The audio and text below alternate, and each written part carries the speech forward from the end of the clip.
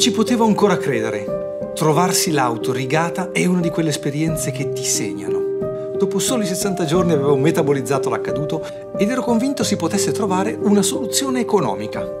Cercai su internet quale fosse il miglior prodotto per risolvere il problema. Come togliere una riga sulla portiera. E la soluzione si chiamava Bigfoot. Qualsiasi ricerca facessi, la risposta era sempre la stessa. Portiera rigata. Bigfoot. Come fare colpo sulle donne. Bigfoot. Una lucidatrice prodotta dalla Rupes. Ma chi era la Rupes? Cercai su Google. Fondata dai fratelli Valentini nel 1947. È l'unica azienda al mondo che produce interamente tutti i componenti per la lucidatura. Le macchine, le paste, i platorelli e i tamponi. Si trattava di un'azienda italiana di fama mondiale nel settore, con sede a Vermezzo, in provincia di Milano, a un'ora di macchina da casa mia. Mi aveva convinto. Dovevo procurarmi una Bigfoot a tutti i costi. O meglio, a costo zero, date le mie finanze. Ma per fortuna avevo un piano. Arrivai alla Rupes e mi presentai al cancello come YouTuber. Tutti sanno che il futuro della comunicazione è nei video e uno YouTuber è sempre il benvenuto. Era stato fin troppo facile. Ora dovevo camuffarmi da dipendente Rupes. Detto fatto.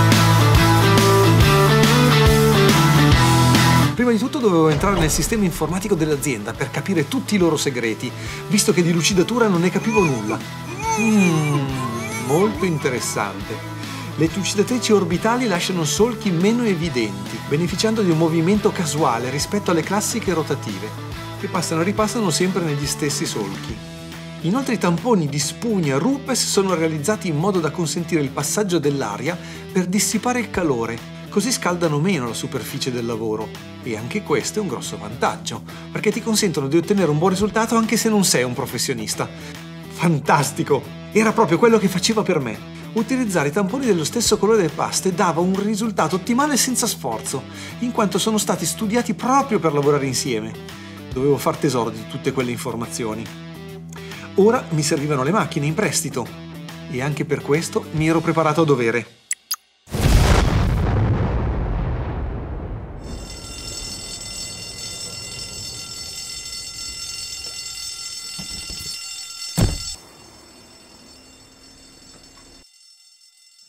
Era stato un gioco da ragazzi.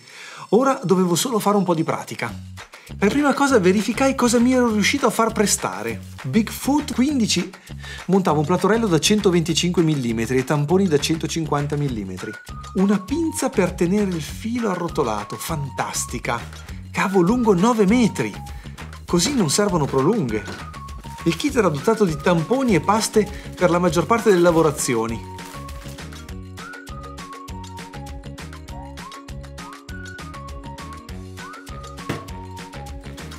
C'erano inoltre dei panni di microfibra per togliere i residui dopo ogni lucidatura, dove ogni colore andava utilizzato per la relativa pasta. Un coltello in plastica per spalmare la pasta al primo utilizzo e per staccare il tampone del platorello, soprattutto da nuovo, quando il velcro fa molta presa. Anche il modello Bigfoot 21 aveva le stesse dotazioni, con platorello da 150 mm e tampone da 180 mm. Infine aprì la valigetta. Meraviglia delle meraviglie, la Nano Hybrid, che poteva essere utilizzata sia come rotativa che come roto-orbitale, con orbita da 3 mm per levigare o da 12 mm per lucidare, in base al supporto montato. Poteva funzionare a batteria, oltre che a filo. E ve ne erano ben due in dotazione. Le batterie duravano 30 minuti l'una e occorrevano 20 minuti per ricaricarle. Il platorello da 30 mm e da quello da 50 ti consentivano di effettuare lucidature su piccoli particolari e con l'aggiunta del braccio potevi raggiungere anche i punti più difficili. Inoltre erano presenti due spazzole per la pulizia dei dettagli, una in crine di cavallo per gli interni in pelle e una in nylon per gli altri dettagli. Tutto lasciava intendere che la Rupes non scherzasse e a ragione si era conquistata una posizione di spicco nello scenario mondiale.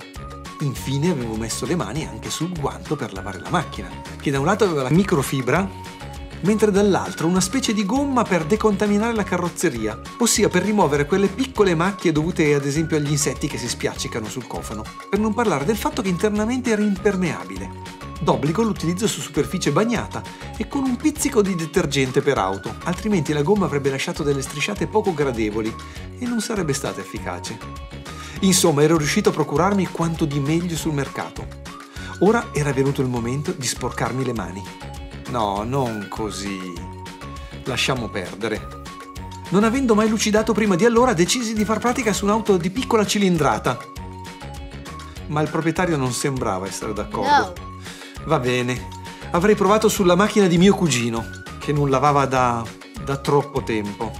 Prima di tutto la lavai con il guanto, prima dal lato in microfibra e poi con il lato gommato per rimuovere tutti i resti dei moscerini e chissà cos'altro. Dopo averla asciugata accuratamente, mi accorsi che la vernice era ormai opacizzata. Iniziai la lucidatura del cofano partendo a velocità 1 con il tampone a contatto della carrozzeria e portandolo poi a 3. Avevo letto che con la ruota orbitale è importante far aderire il tampone e non lavorare di taglio come si fa con le rotative. I movimenti dovevano poi essere lenti e prima in una direzione poi in quella perpendicolare. A fine lavoro, passando il panno in microfibra gialla, potei ammirare la lucentezza del cofano. Era tornato come nuovo. E la cosa incredibile era che era la prima volta che provavo a lucidare, senza avere alcuna esperienza. Mi domando cosa possa fare un professionista con una lucidatrice come questa. Provai poi a togliere qualche riga dal paraurti di plastica e anche qui riuscii ad eliminare quelle che non avevano intaccato troppo la vernice. Il tampone poi si puliva agevolmente con aria compressa, mentre il panno si poteva lavare tranquillamente in lavatrice. A quel punto mi sentivo abbastanza sicuro per affrontare il graffio sulla mia macchina.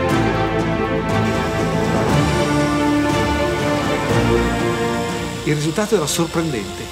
In breve non si vide più nulla. Ovviamente sulla carrozzeria bianca era più facile lavorare con successo che su una scura. Ciò nonostante, per essere stata la mia prima lucidatura, ero più che soddisfatto. Tutto questo mi aveva entusiasmato e decisi di provare a lucidare altre superfici. Lucidai il forno, il piatto doccia,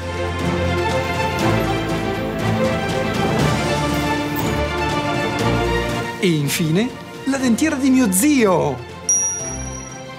Se ti è piaciuto questo video premi mi piace e iscriviti al canale se non l'hai ancora fatto, attivando la campanella così verrai avvisato ogni qualvolta pubblicherò un nuovo video.